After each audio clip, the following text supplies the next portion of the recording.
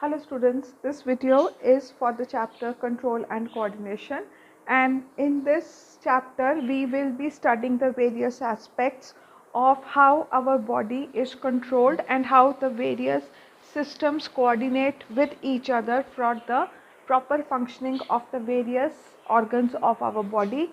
We will also be studying how the various control and coordination processes they take place in plants and what are the various components of the control and the coordination system.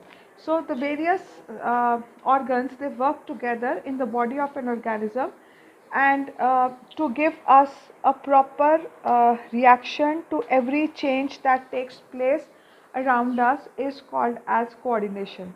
और control and coordination के अंदर higher organisms के अंदर दो major system involve होते हैं. First is nervous system and the other is endocrine system. So control and coordination will be studied in plants and animals separately. In case of animals, the higher animals मतलब जो advanced animals हैं उनके अंदर जो control and coordination है that is controlled by two systems. One system is your nervous system and the other is your endocrine system. I have already put a very detailed video about the endocrine system earlier. The nervous system involves two components. One is spinal cord and the brain. Spinal cord and brain, they are called as the central nervous system. And then we have peripheral nervous system. Peripheral nervous system के अंदर हम different nerves के बारे में पढ़ते हैं. सो ये एक rough outline of the chapter है. कंट्रोल एंड कोऑर्डिनेशन के अंदर हम दो सिस्टम्स पढ़ते हैं, एक नर्वस सिस्टम और एक एंडोक्राइन सिस्टम. एंडोक्राइन सिस्टम के ऊपर जो वीडियो है वो डिटेल पहले बना लिया हुआ है. अब हमने पढ़ना है नर्वस सिस्टम. नर्वस सिस्टम के अंदर हमारे पास बेसिकली जो दो मेन ऑर्गन्स हैं वो हैं स्पाइनल कॉर्ड और ब्रेन. स्पाइनल कॉर्ड और ब्रेन जो है वो हमारा सेंट्रल नर्वस सिस्टम कहलाते हैं because of their position in our body. And then we have peripheral nervous system. Peripheral nervous system के अंदर हमारी डिफरेंट टाइप्स ऑफ नर्व्स को हम लोग पढ़ते हैं. अब जो तुम्हारा कोई भी नर्वस सिस्टम के अंदर सबसे पहले हमें 3 या 4 चीज़ों के बारे में पता करना है. First is called as stimulus and एक स्टिमुलस के लिए आता है response. Stimulus is any change which takes place around you. अगर गर्मी ज़्यादा है तो वो एक स्टिमुलस है और उस स्टिमुलस के लिए हमारी बॉडी जो है वो रिस्पॉन्ड करेगी. अगर गर्मी ज़्यादा है हमारी बॉडी कैसे रिस्पॉन्ड करेगी? By switching on the fan to make itself comfortable. अगर आपको प्यास लग रही है तो प्यास लगना एक स्टिमुलस है और आपकी बॉडी उसको कैसे रिस्पॉन्ड करेगी? By drinking water. अगर आपके पाँव में चोट लगी है that is a stimulus. And how will the body react? The body will react either by your hands will press the area where you are feeling some pain, और अगर cut है तो वहाँ पे किसी न किसी तरीके से हम लोग कोई ना कोई ट्रीटमेंट के लिए काम करेंगे. तो बेसिकली हमारे इर्द गिर्द जितने भी चेंजेस हो रहे हैं और उन चेंजेस को हमारी बॉडी कैसे रिस्पॉन्ड करती है, this is the main something which is central in the control and coordination. तो स्टिमुलस अगर नहीं होगा तो हमारी बॉडी किसी चीज़ को रिस्पॉन्ड नहीं करेगी. तो उसके लिए अगर देखो, अगर हम एक वेजिटेबल की तरह पड़े हुए हैं और हमारे इर्द गिर्द कोई भी अगर स्टिमुलस है तो हमारा बॉडी किसी भी तरीके से उसको रिस्पॉन्ड नहीं करती है, तो we are considered as vegetable. आपने सुना होगा जिन लोगों के दिमाग काम नहीं करते हैं, इन द सेंस की people who are brain dead, they are always called as vegetables because they are not able to respond to the stimulus that is taking place around them. So stimulus होता है और उसके लिए हमारी body किसी ना किसी तरीके से रिस्पॉन्ड करती है. तो बेसिक दो चीज़ें जो है वो है, एक तो है हमारा स्टिमुलस और दूसरा है हमारा रिस्पॉन्स. अब हमारा जो नर्वस सिस्टम है इसके अंदर बेसिकली जो इसका बेसिक यूनिट है वो है न्यूरॉन्स. न्यूरॉन्स क्या हैं? Nerve cells. तो अगर मैं नर्व सेल्स का एक बड़ा सिंपल सा बेसिक डायग्राम बनाऊं तो एक नर्व सेल के अंदर ये है cell body which is called as cyton. Cyton में से ये एक्सटेंशंस निकलती हैं which are called as dendrites. एक डेंड्राइट लंबी हो जाती है एंड बिकम्स द एक्सॉन,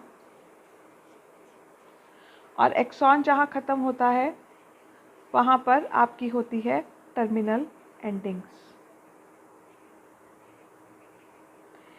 इस एक्सॉन के ऊपर एक शीट होती है माइलिन की,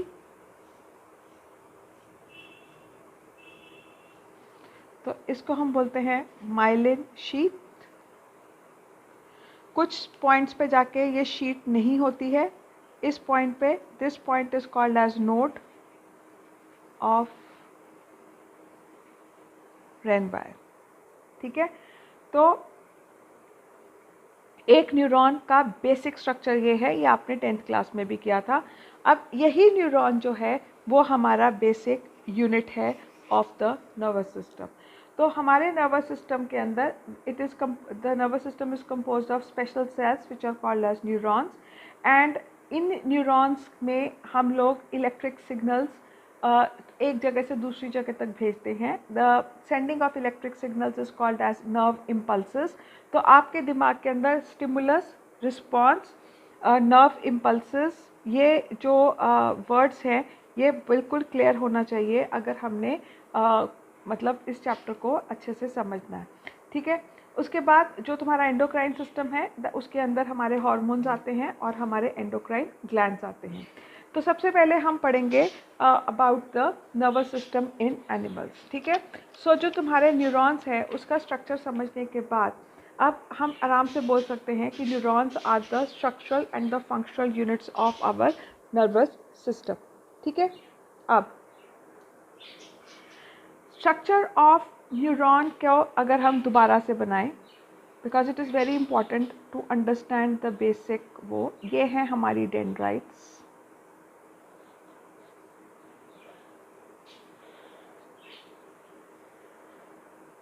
ठीक है, ये है डेंड्राइट्स, ये है न्यूक्लियस, यहाँ पे छोटे छोटे डॉट्स होते हैं which are called as Nissl's granules.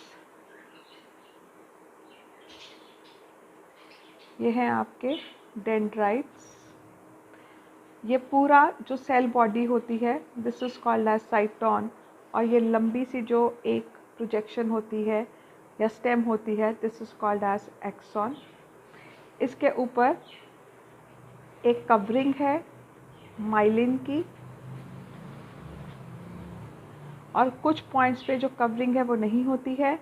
These areas they are called as nodes of Ranvier, और ये एक्सॉन नीचे जाके एंड करती है इनटू टर्मिनल एबोराइजेशंस या एक्सॉन टर्मिनल्स, हम इसको आराम से बोल सकते हैं। तो ये है हमारी टर्मिनल ब्रांचेस।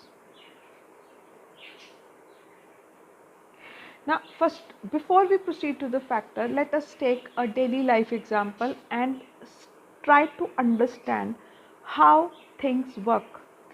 Suppose करो कि मेरे हाथ में यहाँ पर चोट लगी, तो मेरी स्किन के अंदर सेंसरी जो पार्ट है वो स्किन है। वी हैव 5 सेंसरी ऑर्गन्स, और सेंसरी ऑर्गन्स को जो हैं वो हैं skin, nose, ear, eyes and your tongue.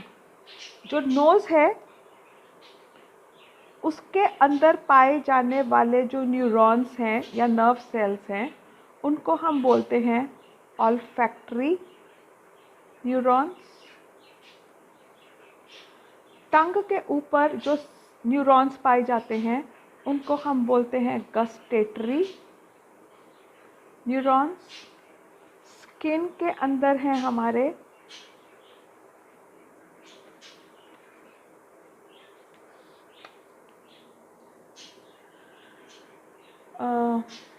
Skin के अंदर हैं हमारे थर्मोरिसेप्टर्स,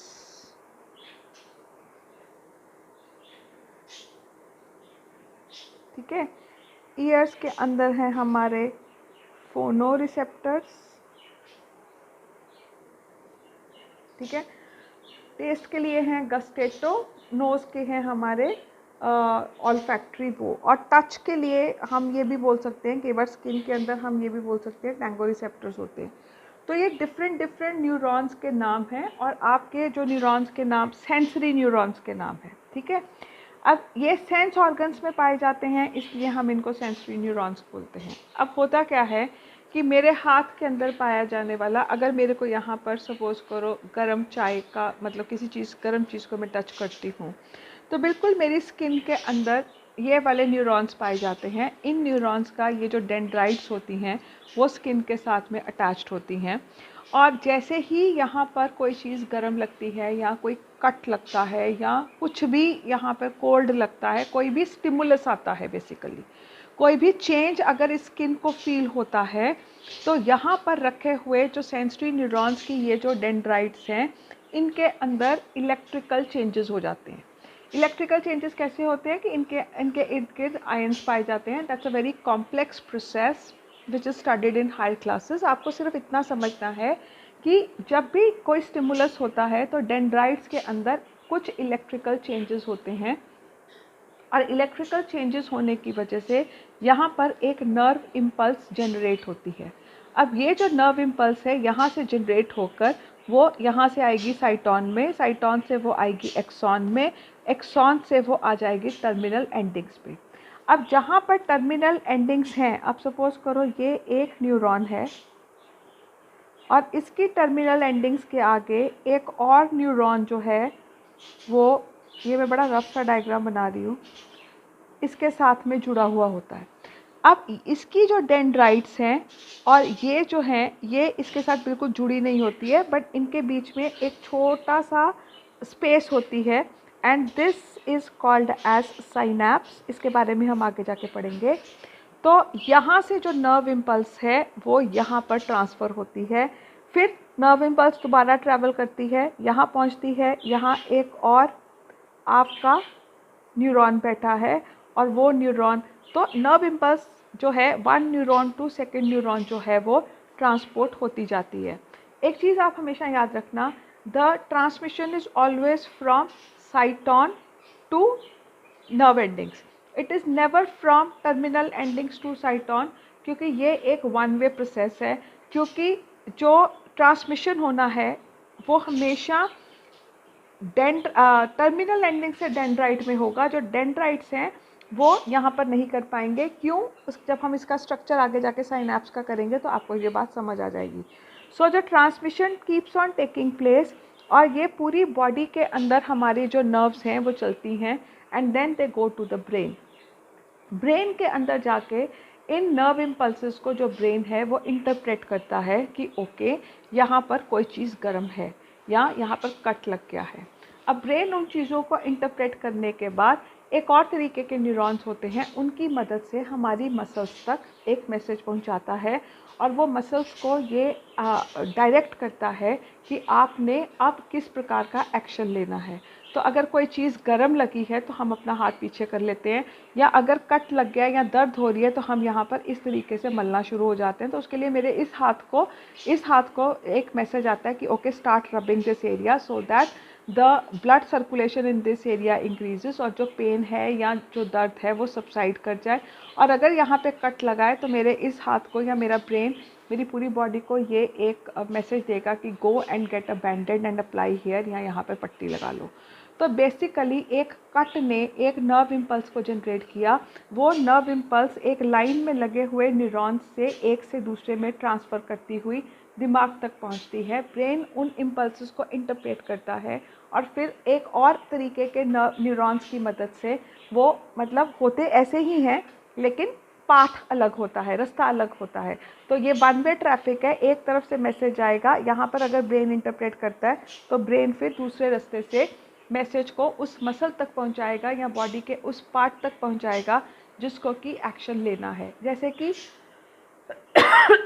अगर आपको प्यास लगती है तो हमारे गले के अंदर जो सेंसरी रिसेप्टर्स हैं या सेंसरी न्यूरॉन्स हैं, वो न्यूरॉन्स की मदद से ब्रेन तक ये मैसेज पहुंचाएंगे कि आई एम फीलिंग थर्स्टी, ठीक है। तो ब्रेन फिर मेरे हाथों को ये मैसेज पहुंचाएगा, और हमारे पैरों को मैसेज आएगा कि okay start walking towards the kitchen. You go to the kitchen, you open the fridge with the hands. तो ये मैसेज या ये जो इंस्ट्रक्शन है वो सारी ब्रेन दे रहा है on the basis of the fact कि आपको प्यास लगी है और आपको पानी पीना है। तो आप फ्रिज खोलते हो, इस हाथ को मैसेज आता है कि बॉटल उठाओ, इस हाथ को मैसेज आता है ग्लास उठाओ, हम पानी को पोर करते हैं और फिर इस हाथ को ब्रेन दोबारा मैसेज देता है कि इस पानी को पियो। तो पानी को जब हम पीते हैं तो गले के जब स्किन के साथ में पानी टच करता हुआ जाता है तो हमारे न्यूरॉन्स फिर ब्रेन को मैसेज भेजते हैं कि ओके अब हमें प्यास नहीं लगी या हमें अब ड्राइनेस नहीं फील हो रही है। तो फिर जब आपको एक फीलिंग ऑफ सेटिस्फैक्शन या जब गले की नर्व्स जो हैं वो मैसेज पहुंचा देती है दिमाग तक कि okay now we are not thirsty any more, तो फिर ब्रेन हमारे इस हाथ को मैसेज देता है कि okay now stop drinking the water और आप ग्लास उठा के नीचे रख देते हो। So this is how the control and coordination is taking place. The brain is controlling, the hands are coordinating, the muscles are coordinating. The brain is controlling as well as sending messages और control और coordinate दोनों कर रहा है। एक हाथ को bottle उठानी है, दूसरे हाथ को ग्लास उठाना है, फिर एक हाथ उसी बॉटल को टिल्ट, अपने हाथ को मसल्स टिल्ट करेंगी और आप पानी जो है वो ग्लास के अंदर डालोगे, फिर यही हाथ की मसल्स हाथ को उठा के मुंह तक लेके जाएंगी। तो आप कोई भी अपनी लाइफ में अगर कुछ भी काम करते हो तो आपका दिमाग जो है वो अपने आपके इर्द गिर्द जो चेंजेस हो रहे हैं उन चेंजेस के बेसिस के ऊपर सिचुएशन को असेस करता है और उस सिचुएशन को असेस करने के बाद वो आपकी बॉडी के अंदर ये मैसेजेस भेजता है या वो आपकी बॉडी के अंदर हर चीज़ को कंट्रोल एंड कोऑर्डिनेट करता है so that a proper action is taken or a response is generated to the stimulus that was given. So इस तरीके से the brain is working, the nerves are working, and now we will study the types of neurons. तो इस chapter के अंदर ये जो है how nerve impulse is transmitted, अभी मैंने वो वाला टॉपिक कवर किया कि नर्व इम्पल्स कैसे ट्रांसमिट होती है। इसमें आपने पहले नर्व इम्पल्स की जनरेशन बतानी है कि कैसे होती है, जब स्टिमुलस होता है तब नर्व इम्पल्स की जनरेशन होती है, एंड उसके बाद आपने ये सारा इस चीज़ को एक्सप्लेन करना है। सो बेसिकली अगर हम न्यूरॉन्स देखते हैं तो अभी मैंने सेंसरी न्यूरॉन्स का नाम लिया था। तो there are 3 types of neurons. We have sensory neurons जो कि सेंसरी ऑर्गन्स में पाए जाते हैं। We have motor neurons, motor neurons muscles में पाए जाते हैं और मसल्स के एक्शन को वो कंट्रोल करते हैं या रेगुलेट करते हैं। और उसके बाद हमें रीले न्यूरॉन्स होते हैं। रीले न्यूरॉन्स जो हैं वो मैसेजेस को सेंसरी ऑर्गन से ब्रेन तक और फिर ब्रेन से मोटर न्यूरॉन तक उन तक पहुंचाने का काम करते हैं। तो रीले न्यूरॉन्स जो हैं वो मैसेजेस को ट्रांसपोर्ट करने में आपका मदद करते हैं। तो जो न्यूरॉन्स सेंस ऑर्गन्स में पाए जाते हैं, so they are the basically they are often occur in sense organs and receive stimulus by their dendrites. The sensory neurons transmit impulses towards the central nervous system chain, central nervous system through their axons. और motor neurons को हम effector neurons भी बोलते हैं। ये इनके जो dendrites हैं, the dendrites of these neurons are synapse with the axons of the sensory neurons, और ये मसल्स में या ये इफेक्टर होते हैं और ये मसल्स को के काम को रेगुलेट करते हैं। जो रीले न्यूरॉन्स होते हैं ये सेंट्रल नर्वस सिस्टम यानी कि ब्रेन और स्पाइनल कॉर्ड में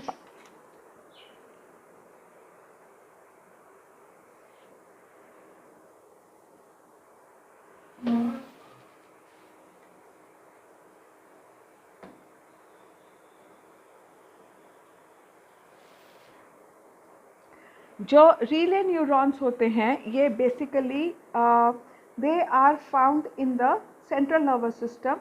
दे serve as link between the sensory and the motor neurons for distant transmission of nerve impulses. मतलब आपके दिमाग से अगर पैर की मसल तक मैसेज पहुंचाना है तो वो मैसेज पहुंचाने के लिए जो बीच रास्ते के न्यूरॉन्स होते हैं उनको हम रीले न्यूरॉन्स बोलते हैं। ठीक है। सो आपके जो न्यूरॉन्स हैं वो 3 प्रकार के हैं, सेंसरी न्यूरॉन्स, मोटर न्यूरॉन्स और रीले न्यूरॉन्स। उसके बाद हमने सेंसरी रिसेप्टर्स के बारे में पहले बात करी कि हेड के अंदर आइज़ के अंदर कौन सा होता है, ईयर्स के अंदर कौन सा होता है। तो ये सारे सेंसरी न्यूरॉन्स जो न्यूरॉन्स सेंसरी ऑर्गन्स के अंदर पाए जाते हैं उनको हम सेंसरी रिसेप्टर्स बोलते हैं, और इनकी पोजीशन के बेसिस के ऊपर हम इनकी डिफरेंट कैटेगरीज को रखते हैं। उसके बाद हम लोग we come to the another part which is your how does the nervous tissue cause action, और nervous tissue कैसे एक्शन कॉज करता है उसके बारे में मैंने अभी यहाँ पर सारा समझाया है। ठीक है, अब हम करेंगे एक बहुत ही important topic, and that important topic is your reflex action, involuntary and voluntary actions. ठीक है, जो रिफ्लेक्स एक्शंस होते हैं they are defined as the spontaneous, automatic, mechanical response to the stimulus acting on a specific receptor without the will of an animal. ये situation को समझने के लिए हम एक ऐसा क्रिएट करते हैं कि ये एक ऐसी सिचुएशन होती है जहाँ पर कि जो ब्रेन है उसकी इन्वॉल्वमेंट नहीं होती है, क्योंकि इसका जो भी स्टिमुलस है उसका एक स्पेसिफिक रिस्पॉन्स है, दिमाग के ऊपर लोड नहीं डाला जाता है और एक्शन ले लिया जाता है। और रिफ्लेक्स एक्शन के अंदर जो main organ control and coordinate करता है वो होती है तुम्हारी spinal cord. So let us study about this reflex action. क्योंकि the brain is doing an number of work task at one time, तो ब्रेन के ऊपर बहुत ज़्यादा लोड होता है। वो आपकी किडनीज़ को कंट्रोल कर रहा है, वो आपकी हार्ट बीट कंट्रोल कर रहा है, वो आपके खाने के डाइजेशन को कंट्रोल कर रहा है, वो हार्मोन्स को कंट्रोल कर रहा है, वो आपको चलने को कंट्रोल करना है, आपकी सांस लेने को कंट्रोल कर रहा है। Everything that is taking place in your brain, in your body is being controlled by brain. So ये एक इस तरीके से है कि आपके स्कूल का जो प्रिंसिपल है उसके ऊपर बहुत ज़्यादा लोड है, तो certain actions which need to be taken, उसके अंदर स्कूल प्रिंसिपल ने पहले ही इंस्ट्रक्शंस दी होती है कि अगर ऐसी सिचुएशन राइज हो तो ये काम कर लेना, मुझे इन्वॉल्व मत करना। तो तुम्हारा जो कंट्रोलिंग सेंटर उसके प्रिंसिपल के बाद बनता है वो है वाइस प्रिंसिपल। तो हमारे बॉडी का अगर प्रिंसिपल ब्रेन है तो हमारे बॉडी की वाइस प्रिंसिपल स्पाइनल कॉर्ड है। कुछ रिएक्शंस, अब जैसे कि अगर आप किसी गर्म चीज़ को टच करके हाथ को पीछे खींचना है, अब गर्म चीज़ को टच किया है उसका एनालिसिस दिमाग को करने की ज़रूरत नहीं है, इसका फिक्स्ड एक्शन है कि हाथ अगर गर्म चीज़ को लग गया हाथ पीछे खींच लो। तो brain does not need to be bothered with the small task कि अच्छा अगर हाथ गर्म लग गया तो अब मैं क्या करूँ। तो बॉडी को स्पाइनल कॉर्ड बोल देती है कि okay don't go to brain, come to me, मैं आपको कोऑर्डिनेट कर देती हूँ। तो वो क्या होता है कि जो इम्पल्स है वो सीधी स्पाइनल कॉर्ड जाती है, ब्रेन पे जाने की जगह जो इम्पल्स है वो सीधी स्पाइनल कॉर्ड जाएगी और स्पाइनल कॉर्ड से वो मसल्स को इंस्ट्रक्शन दे दी जाएंगी। तो रिफ्लेक्स एक्शन वो रिएक्शंस हैं जो स्पॉन्टेनियस है। स्पॉन्टेनियस मतलब अपने आप होते हैं, they are automatic, they do not require any kind of judgement या रीजनिंग। दिमाग को अपनी it doesn't have to analyse the situation, the action is fixed. अगर आप किसी सांप को देखते हो तो सांप को देख के अगर आपने भागना है तो वो आपका एक ऑटोमेटिक और स्पॉन्टेनियस एक्शन है। ठीक है, वहाँ पे दिमाग को सोचने की ज़रूरत नहीं है कि सांप देखा तो मैं क्या करूँ, अच्छा देख लूँ, सोच लूँ, क्या कर लूँ। नहीं, भागो। अगर शेर सामने आ गया तो आपको भागना ही है, अगर बचना है तो भागना है। तो ये एक रिफ्लेक्स एक्शन है। अगर कभी आपके मुंह के ऊपर कोई थप्पड़ मारने लगता है तो आप एकदम से अपना सिर झटकते हो, ये एक रिफ्लेक्स एक्शन है। दिमाग ये नहीं सोचता कि कोई थप्पड़ मारने लगा है तो मैं अच्छा खा लेता हूँ, या अच्छा मुझे खा लेना चाहिए, या उस बंदे ने मेरे को मारना तो है ही है, चलो मैं वेट कर लेता हूँ मारता है कि नहीं। आप अपना सिर हमेशा दूसरी तरफ को झटकते हो। अगर आपकी आंख के अंदर कुछ जाने लगता है तो आपका रिफ्लेक्स एक्शन है कि आप अपनी आंखें बिल्कुल बंद कर लेते हो। Brain does not analyse, brain does not wait कि अच्छा डलेगा, देखता हूँ क्या होगा क्या नहीं। So these certain actions in our body they are spontaneous, they are automatic and they are mechanical. mechanical मतलब मशीन की तरह बॉडी काम करती है, ज़्यादा सोचने समझने की ज़रूरत नहीं होती है।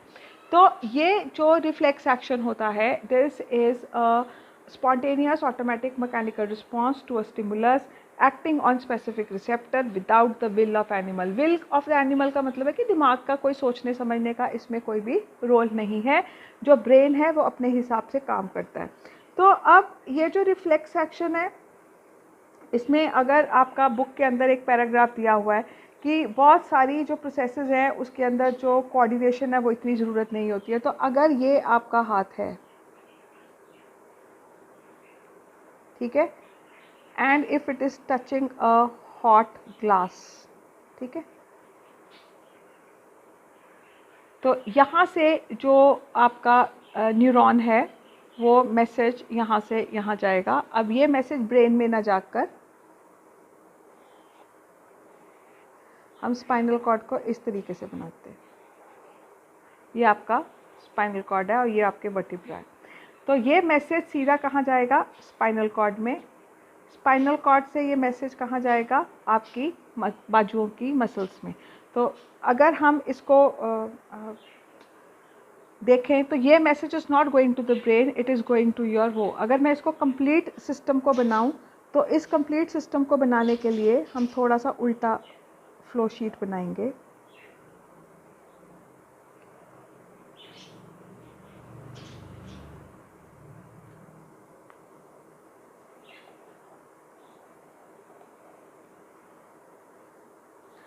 और ये है हमारी स्पाइनल कॉर्ड, ठीक है। तो यहाँ से टच किया, यहाँ से जो न्यूरॉन्स हैं, ठीक है, they will take the message to the spinal cord. मैं एक शॉर्टकट बना रही हूँ क्योंकि मैंने स्पाइनल कॉर्ड बॉडी से अलग बनाई है। यहाँ से जो मैसेज है वो सीधा यहाँ मसल्स में आएगा और आपके हाथों की इन मसल्स में आता है और यहाँ से फिर बॉडी जो है वो अपने आप को हाथ को पीछे को खींच लेती है। तो यहाँ मसल्स पे आता है, आप अपने हाथ को पीछे को खींच लेते हो, जिससे कि क्या होता है कि आप जो है आपने एक्ट कर दिया। तो जो मैसेज है वो हाथ से सीधा गया स्पाइनल कॉर्ड में और स्पाइनल कॉर्ड से हाथ से गया वो स्पाइनल कॉर्ड में और स्पाइनल कॉर्ड से वो गया आपकी आर्म्स की मसल में। ब्रेन यहाँ पे कोई इन्वॉल्व नहीं था। और ये जो है this is the path of a spinal reflex action, ठीक है। तो अगर मैं इसकी एक फ्लो शीट बनाऊँ तो फ्लो शीट के अंदर अगर हम बनाते हैं तो फ्लो शीट के अंदर सबसे पहले क्या आएगा? यहाँ पे आएगा स्टिमुलस, ठीक है, और यहाँ पे आपका एक इम्पल्स जनरेट होगी। Impulse will go to the spinal cord. Spinal cord से ये आपकी इफेक्टर इम्पल्स जाएगी और ये आपकी बॉडी की आर्म मसल्स में या जो भी तुम्हारा इफेक्टर ऑर्गन है वहाँ पे चली जाएगी। तो स्टिमुलस हमें कहाँ से मिला? हैंड के अंदर। सो हैंड से कहाँ गई इम्पल्स? स्पाइनल कॉर्ड में। और स्पाइनल कॉर्ड से कहाँ पे आ गई वो? आपकी मसल्स के अंदर टू से। सो this is the flow sheet of a reflex action. इसको आप किसी भी एग्जाम्पल के साथ में एक्सप्लेन कर सकते हो और जब आपको पूछा जाए व्हाट इज़ रिफ्लेक्स एक्शन तो आपको पूरी definition as it is learn करके लिखनी है। और फिर आपने एक एग्जाम्पल लेके ये जो डायग्राम हमने पहले बनाया है इस डायग्राम को बनाते हुए और इस फ्लो शीट को बनाते हुए उस पूरी चीज़ को एक्सप्लेन करना है। कई बार आपको पूछा जाता है व्हाट इज़ रिफ्लेक्स आर्क, तो क्योंकि ये एक आर्क जैसा बनता है so this is called as the reflex arc. तो यहाँ पे आपने स्पाइनल कॉर्ड बनानी है, ये आपका हैंड है, ये आपकी आर्म मसल्स है, ठीक है। तो इस तरीके से हम इस चीज़ को पूरे को एक्सप्लेन कर सकते हैं। In the next video we will be talking about the structure of brain and after doing अच्छा उससे पहले before I wind up let us do what are involuntary action.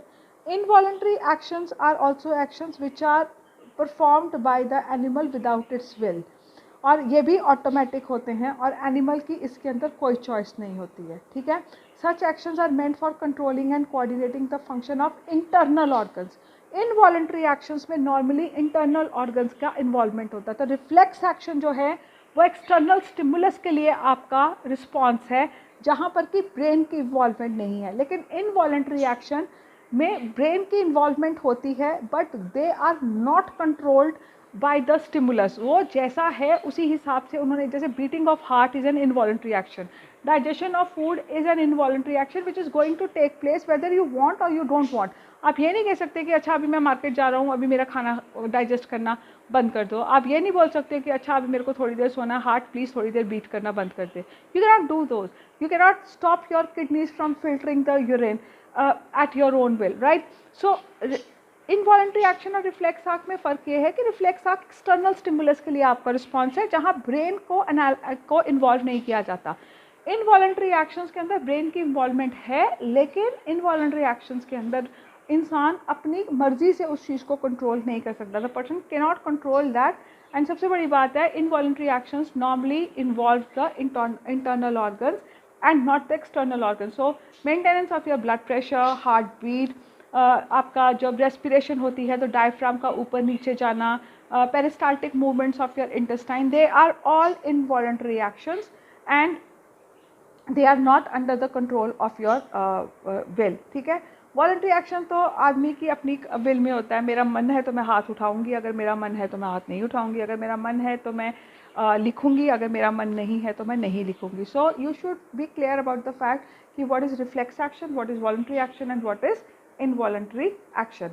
So in the next video we will be doing the structure of brain and we will also be doing the various parts, their function.